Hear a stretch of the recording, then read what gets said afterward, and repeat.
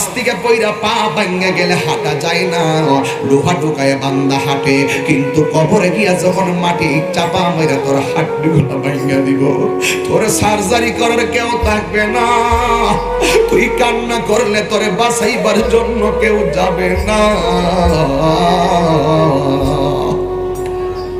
আমার নবী কই কবরের ভিতরে মন জুড়ে তুই চিৎকার মারবি, তোর কান্নার আওয়াজ তোর আব্বা আম্মা শুনবে না। আব্বা আম্মা শুনবো কোথায় থেকে? কবরের পাশে আরেক কবরবাসী আছে, এই কবরের মানুষটা দুঃখে থাকলে পাশের কবরের মানুষটা ভাগ নিবে না, এই কবরবাসীরা সুখে থাকলে তাকে ভাগ দিবে না, যার যার কবর তার তার, যার যার কবর তার তার। আমার নবী বলেন কবরে যখন বেনামাজি হইয়া গেলে, ও আমার বিশ্ব হুজুর শরীফ হুজুর, ওই কবরস্থানের কবরের মধ্যে দোয়া দাও, যখন তোমার হাড্ডি গুলা গুড়া বানাইয়া ফালাইব, আমার নবী বলে এই মানুষটা এত জোরে আল্লাহ গো ডাকটা মারব, এমন জোরে ডাকটা মারবো, আমার আম্মা ও মাধবপুরের আম্মা, হালুয়া পাড়ার আম্মা, ও আমার মাধমা পূর্ব মাধবপুরের আম্মা, বন্তরের মা, একটা কথা বলে দিয়া যাই, হেলাই হেলাই কার্য নষ্ট করো না, নামাজের আজানটা দিলে মসজিদে চলে যাইবা। আমার নবী বলে বেনামাজির চিৎকার আওয়াজ যদি দুনিয়ার কোনো মানুষের কানের মধ্যে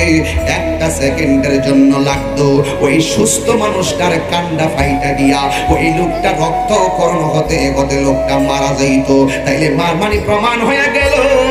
বেনামাজির কবরে তিনটা শাস্তি অবধারিত, একটা হলো কবরের মাটি তোমারে চাপা মারবো, দুই নম্বর হলো ওই কবরের ভিতরে জাহান্নামের আগুন ধরাইয়া দেওয়া হবে। আলাকপুরের বাড়িতে যদি আগুন লাগে, পাশের বাড়ির মানুষ যদি আগুন নিভাইতে না পারে, মাধবপুর ফায়ার সার্ভিসে আসবে আগুন নিভাইবার জন্য, কিন্তু কবরের ভিতরে তোমার কবরে যে আগুন ধরাইয়া দিব,